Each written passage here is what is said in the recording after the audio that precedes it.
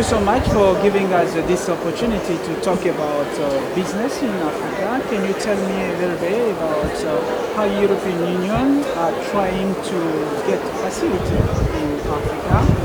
Africa became a central point for businesses. So how this can impact not only Africa, but European as well? Yes, thank you so much. Thank you so much. So ourselves in the European Investment Bank, the Bank of the European Union, we're delighted to be at the Africa CEO Forum once again.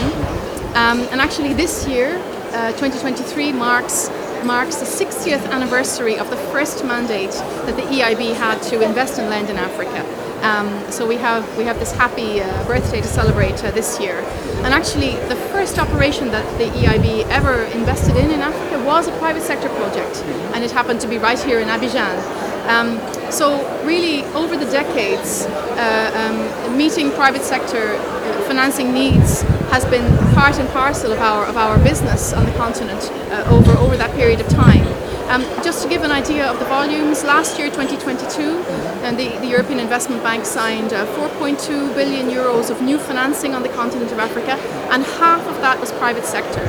So we are already doing a lot in terms of private sector investments here on the continent, and we look forward to 60 more years of working hand in hand with Africa's private sector.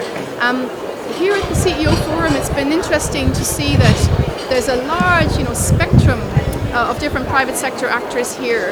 You have the large multinationals, and you also have the microfinance institutions. And indeed, we in the EIB are working with, both ends of that spectrum, if you like. I mean, some of our microfinance institution partners are here among us today.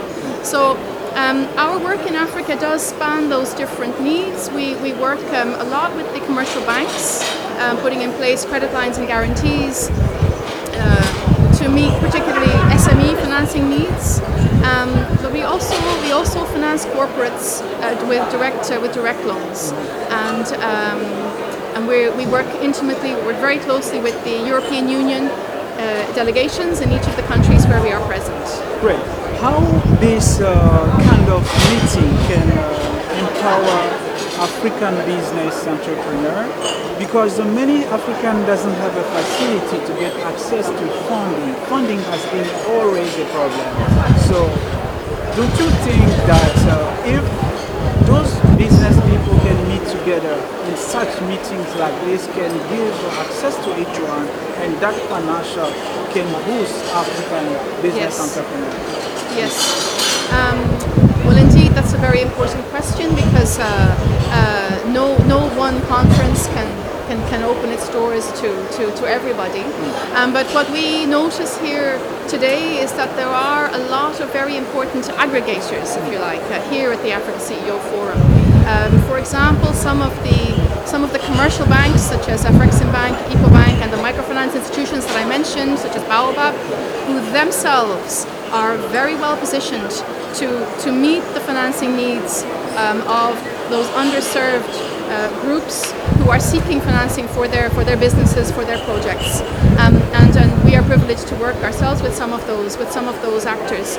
But I think the role of those larger commercial banks and microfinance institutions in themselves reaching out to meet the needs of the actors that you're describing, this indeed is key for helping to foster the growth of the private sector in Africa. Great. So you as the European Union, what strong message you can send to those Africans who still hesitated to join a such meeting like this? Some people say that African, when they start something, they don't hand it well. So what you can say to those people who are still not believe in this such meetings like this one? Well, I would say that there are a lot of people right here in this room who are eager to do business across a wide range of different sectors. There's a lot of optimism here. There's a lot of eagerness to sign new deals and to work together. And I think that optimism and that determination is really there to be harnessed. Ourselves, the European Union and the European Investment Bank, are delighted to play our role in meeting some of those needs. Okay, what will be your last words? My last words would be that let's do business. Okay, Yeah. thank you so much. Thank you very much.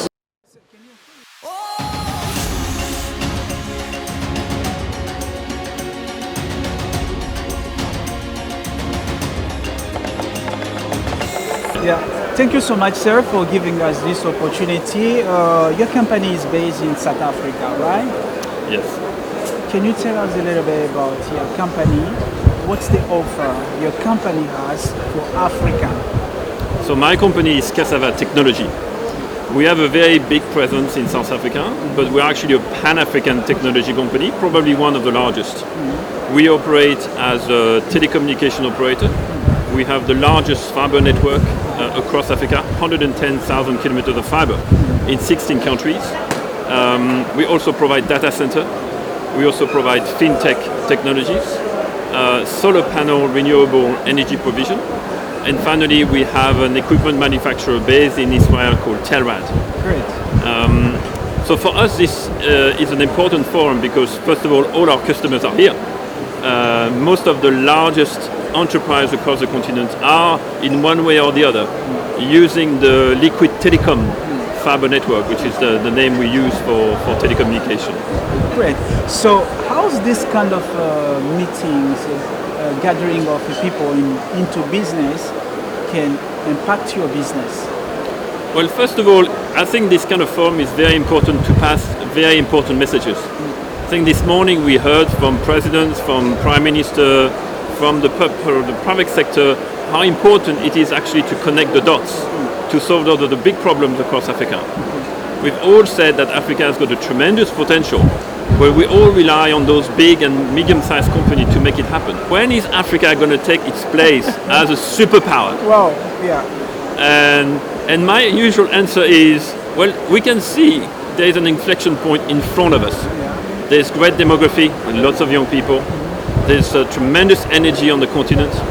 There's natural resources, there is sun, there is water. The infrastructure is coming together. You can see the leadership in Africa is waking up to the challenge. But when is it going to come? Is that that's the question we're all trying to sort out. We have investors coming into our companies and putting a lot of money on the table, but they say, when are we going to see this great superpower come together? Those 54, countries come as a continent and get them bigger. I don't have the answer for that. I know it's going to come. Yeah. Okay. What will be your last word for those Africans that still not move on about this project? People think that African can start something, but they can never stop it in the positive way. They start well, they don't go forward. What do you have to say about this? Is that the person for you to participate, or you participate as well? No, it's important for us to participate in this kind of forum. What I can tell people in Africa is that our founder, Mr. Strive Masiwa, started this company in Zimbabwe about 25 years ago from nothing, and he became a billionaire. So it is possible for Africans to have those dreams and to make it happen. Thank you so much, sir. Thank you. Thank you. So, Madam, thank you so much for giving us this opportunity. Can you tell us what is your name and what's your function? Okay, so my name is Solange Amicia, and I'm the CEO of the Investment Promotion Agency in Côte d'Ivoire. Great. So, Madam, tell us a little bit about your presence in this African CEO Forum. Why are you here? Okay, so Cepici is the government agency to promote investment, private investment in Côte d'Ivoire. And so the government have defined the new National Development Plan 21-25, in which they have identified priority sectors. And these priority sectors are the ones that we're actually promoting. They are here. We have industrial clusters like textile, pharmaceutical, automobile assembly line, chemical. So all these opportunities are available for investors. And so in Cepici, the place of Cepici has to be at the investment forum because we're promoting investment. But Cepici is also the portal for the investment. That's why we say one-stop shop of the investment. Why? Because we incorporate company. We have a one-stop shop to incorporate the company. We also have different various directions where we can actually provide all the relevant information about taxes, about banking, about industrial park, anything that will allow you, and also opportunity of investment that allow you to make the decision to invest. Once you make the decision to invest, our job is also to help you in front of the other administrations to fast track. So we're also a facilitator, and so we help you with the construction permit, with the environmental impact study, with the industrial park. So all these other administrations that enter into licensing, that enter into facilitating the investment. So we, Cepici, facilitate also the investment. We have another role also, which is we have the investment code.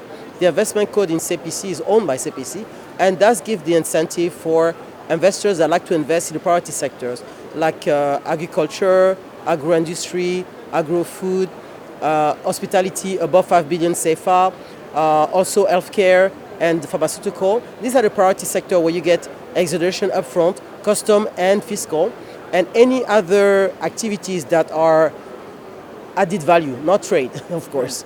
Added value, you get tax credit. And so this is what we do to really help promote investment in Côte d'Ivoire. We give incentive. But we also have another field that we work on. We are the agency, the executive agency for the government, or the Prime Minister office, to improve the business climate. So we actually collect all the problematic in the business sector, and we elaborate the agenda of the reforms. And so we're doing this right now. And so we are actually executing the reforms that help improve the business environment for the investors to come. But we also, once you invest and you are an operator, that now you have your company, you start producing, we also make sure we do the follow-up. And so we have a cell that's called aftercare. And the aftercare is really about helping anybody that's actually operating here, a business, a factory, or whatever, and any day-to-day problem that you may have in one administration, we're here to help them. So we are here to give you the information so you can make the decision to invest. We help you facilitate your investment with all the administration by fast-tracking, and we're also here to engage with the reforms to improve the business environment, and we do aftercare. So we have a full service. Great. That's why we are the one-stop shop for the investment. Good. This African CEO meeting, it's a kind of places that gathering a lot of businesses, people. How this can empower what you've been doing behind the scene? Actually, this type of forum is actually the best, because here you have all the African business people. You also have the officials, but you have international also investors. So this is a way for us to put together African investors and international investors with owner of projects. And some projects are private projects, some projects are PPP. And so we are facilitator to put together the owner of projects and the investor so that they can actually realize the project. And so our job is really a facilitator, and everybody's here. So that's the place to be. What would be the lesson to send, the strong message to send to the world about this event? This is the 9th edition. Africa CEO Forum love to come in Abidjan because that's where everybody wants to come. They used to do also an alternate in Switzerland, but they never had as much success as being Côte d'Ivoire, because Côte d'Ivoire is the platform for investment. It's the platform also that represents 40% of the GDP of the West African region. So everybody will be here because this is where all is happening. So the place to be is Côte d'Ivoire because the opportunity of investment are immense.